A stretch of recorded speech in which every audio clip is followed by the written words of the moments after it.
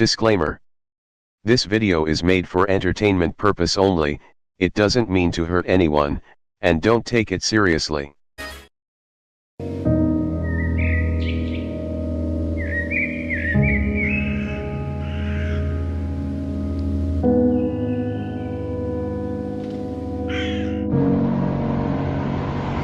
It was mid-August when me and my friends planned to go camping to this campsite that we saw on the internet. At first it was a bit suspicious, but soon after checking the reviews it seemed legit and decent enough to set camp on. We set the date and packed all of the things we needed before hitting the road. It was a bit of a bummer getting stuck in traffic because of the rush hour. And since we were new to the road that we were heading to, we somewhat got lost and found ourselves entering a nearby village. The village seemed old and abandoned, but there were still a few people living there, so we did as what a typical lost person would do, which is ask for directions. We then came across this old lady selling a bunch of newspapers on the sidewalk and approached her. "Excuse me, ma'am, but may I bother you for a quick minute for directions? You see, me and my friends are new to the area and got a bit lost." "Sure thing. Where are you guys heading to?" We handed the lady the campsite's name and address. She was quick enough to remember the routes and gave us two paths. The first path that she mentioned is a route longer than the other one and is also her preferred path for our group to take. Since on the second path, which is the shortest distance to our campsite, is filled with unusual activities such as travelers going insane and some going missing after going down that route, as the lady mentioned. I felt a shiver through my spine after saying our farewells to the old lady. As we drove away from the village, my friend suggested the second path for us to take so that we can arrive at our campsite in a short period of time.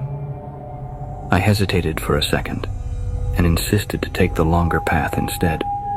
"I think it'll be best if we take the first path, the longer one." "Are you serious? It would take us another hour to get to our campsite if we did that." "But it's safer. Did you actually believe what that old lady told you about the people going insane, or rather missing? It's clearly a fluke or something to scare people off."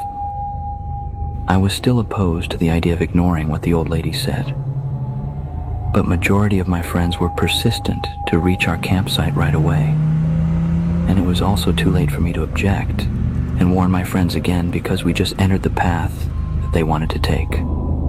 It was getting dark, but everything was surprisingly going well. Nothing suspicious nor strange. That was until we came across this girl on the side of the road. It seemed as her car has broken down, and from our distance to hers, it's clear enough for us to see that she is waving for help. I was about to tell my friend to pull over, but he just kept driving past the girl. "Why didn't you pull over?" "We already wasted a lot of time. I'm sure someone else will help her." I nodded and kept my eyes back on the road, but after a couple of minutes we saw another girl waving, trying to get the attention of cars passing by, and to our surprise, it was the same exact girl that we just saw back then. She was wearing the same clothes and had the same car. My friend got creeped out, so he kept driving ahead, completely ignoring the girl once again.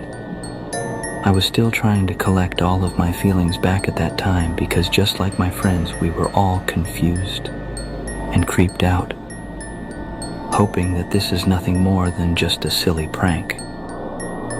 That is only if things were easier said than done, because after a few minutes passed by, we saw her again, the same girl on the side of the road.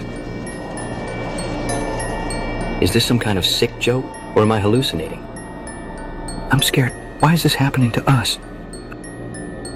I'm also feeling scared at this point, but the main thing that I was thinking of is how are we going to get out of this loop?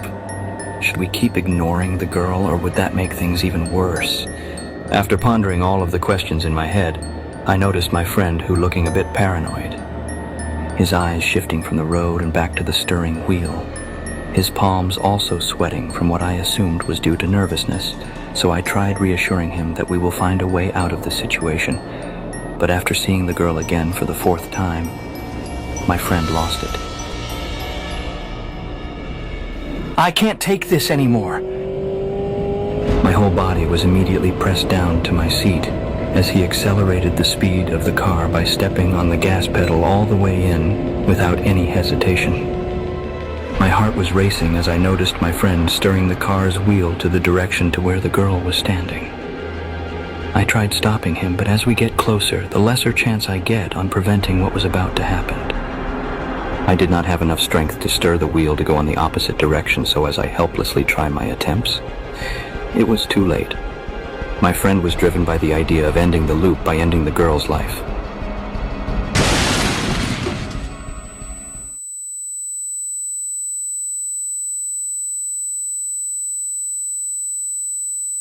My gosh, are you guys all right? How are we supposed to be all right when you just ran over a body? Do you guys think she's still alive? We all looked at each other and got out of the car to check on the girl, but we saw nothing.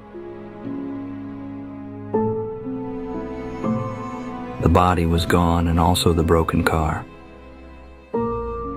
We were all losing our mind at this point. But we hopped back on our car and pretended that nothing happened and carried on with our plan to go straight to the campsite. Did I let that old lady from the abandoned village get the best of me about the rumors that she told about the second pathway? My head was hurting at this point, and all I wanted is to get a good night's sleep and talk about everything tomorrow. We finally reached our destination, but I can't seem to shake off everything that just happened, especially when the girl was nowhere to be found after we ran over her body. I began to question myself if I was dreaming or was everything just a figment of my imagination. As we were about to check in, I noticed a familiar figure from the counter. Could it be? No way!